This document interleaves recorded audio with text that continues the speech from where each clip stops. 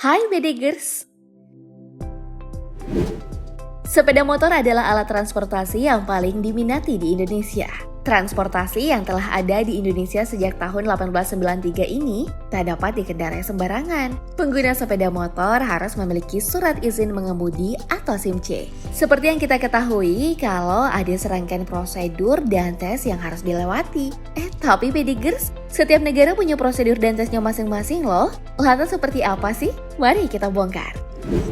Bedegers, sebelum kita mengintip negara lain, yuk kita ulik negara sendiri dulu ya. Tahu nggak? Siapa pemilik sepeda motor pertama di Indonesia? Ya, dia adalah seorang pengusaha pabrik gula di Probolinggo bernama John Potter. Bukan Harry Potter ya. Motor yang mirip sepeda ontel ini diberi nama Hildebrand and Wolfmuller. Dari namanya, kira-kira Bedegers sudah bisa menebak belum? Sepeda motor antik ini dari negara mana? Ya, tepat sekali, Jerman. Indonesia adalah negara yang memiliki sepeda motor terbanyak urutan ketiga. Mengutip laman resmi Badan Pusat Statistik, jumlah sepeda motor pada tahun 2019 lebih dari 112 juta unit. Ini meningkat 6 juta unit dari tahun sebelumnya. Pemerintah telah mengeluarkan peraturan terbaru mengenai SIM C yang kini memiliki 3 golongan. Golongan ini dibagi berdasarkan kapasitas isi silinder motor. SIM C untuk motor berkapasitas sampai 250 cc, SIM C1 untuk motor di atas 250 cc hingga 500 cc, dan SIM C2 untuk motor yang memiliki kapasitas di atas 500 cc. Menurut pasal 8 Peraturan Kepolisian atau Perpol nomor 5 tahun 2021, setiap golongan SIM memiliki usia minimal yang berbeda. Untuk SIM C 17 tahun, SIM C1 18 tahun, dan SIM C2 19 tahun. Selain itu ada beberapa persyaratan lainnya. Pertama, harus sehat jasmani dan rohani. Kedua, memiliki kartu tanda penduduk atau KTP. Ketiga, mengisi formulir permohonan tertulis atau alternatif lainnya dapat mendaftar secara online pada situs resmi Polri. Dan terakhir, harus lulus tes ujian teori dan ujian praktek. Ujian teori mencakup pengetahuan seputar peraturan-peraturan lalu lintas. Sedangkan ujian praktek meliputi teknik dasar dalam berkendara. Ujian praktek dilakukan dalam lintasan yang telah disiapkan. Lintasan ini didesain sedemikian rupa. Di antaranya lintasan zigzag, lintasan membentuk angka 8, lintasan lurus, dan lintasan menanjak. Nah, mengenai rincian biaya pembuatan SIM C, SIM C1 atau SIM C2 dipatok Rp100.000, lalu ada biaya tambahan lainnya seperti asuransi Rp30.000 dan pemeriksaan kesehatan Rp25.000. Jadi total biaya yang dibayarkan adalah Rp155.000. Lalu bagaimana dengan negara lain? Usia minimal yang berlaku di negara ini adalah 16 tahun. Di Malaysia juga membagi SIM dalam beberapa kategori. SIM B untuk motor dengan kapasitas lebih dari 500 cc, SIM B1 untuk motor berkapasitas antara 250 cc dan 500 cc. SIM B2 untuk motor dengan kapasitas di bawah 250 cc. Namun berbeda dari rumah kita Bedegers, negara yang merdeka tahun 1957 ini memiliki keunikan tersendiri. Sebelum mengikuti ujian, kandidat diharuskan untuk mendaftarkan diri di sekolah mengemudi.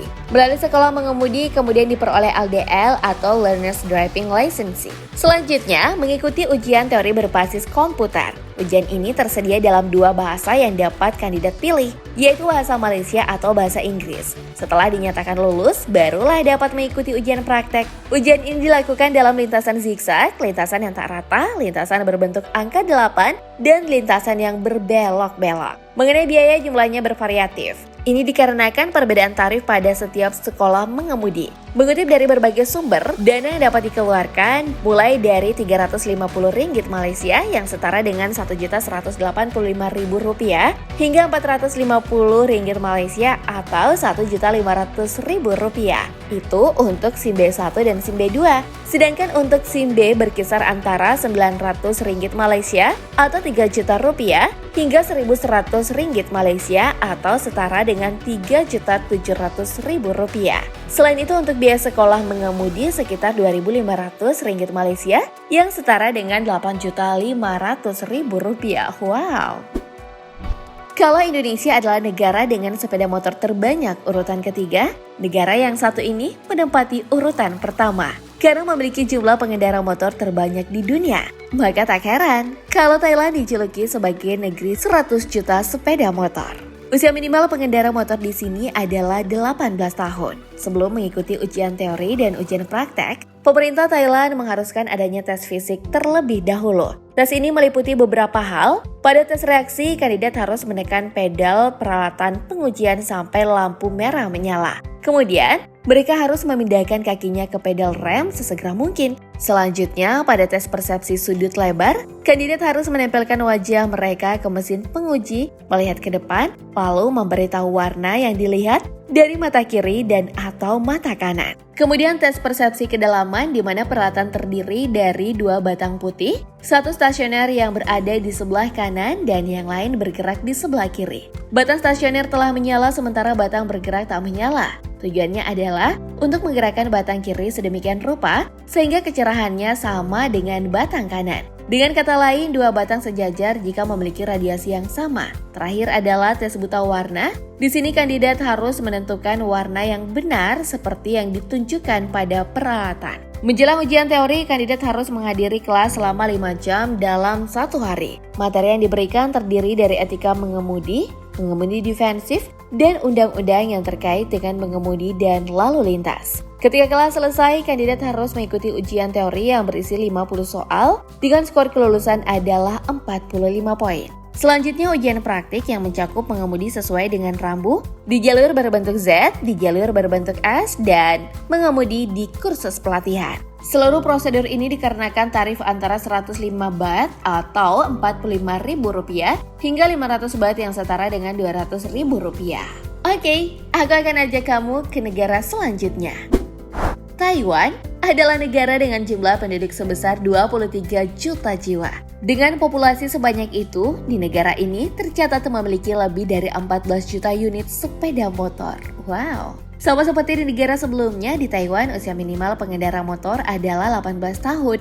Di sini kandidat juga diharuskan mengikuti tes fisik sebelum mengikuti ujian teori dan praktek. Di antaranya adalah tes pendengaran, pengukuran berat dan tinggi badan, dan tes penglihatan. Selanjutnya adalah ujian teori berbentuk pilihan ganda berbasis komputer. Kemudian kandidat yang telah lulus harus mengikuti ujian praktek. Ujian ini telah mencakup tes keseimbangan dalam lintasan garis lurus, mengemudi di jalur penyeberangan pejalan kaki, di jalan bercabang, di perlintasan kereta api, tes mengubah jalur, dan tes putaran arah 90 derajat. Adapun biaya yang dikeluarkan berbeda pada setiap prosedurnya. Pada tes fisik sebesar 100 New Zealand dollar atau Rp51.000. Biaya registrasi 125 New Zealand dollars atau sebesar Rp64.500. Biaya ujian teori dan praktek adalah 250 New Zealand dollar atau Rp129.000. Dan terakhir, pada pengambilan kartu SIM memerlukan biaya 200 New Zealand dollar atau setara dengan Rp103.000 dengan total keseluruhan biaya 625 New Taiwan dollar yang setara dengan Rp322.500. Nah, Pedikers, itulah tadi perbedaan pembuatan surat izin mengemudi sepeda motor di Indonesia dengan negara lain. Menurut Pedikers, negara mana yang paling ribet?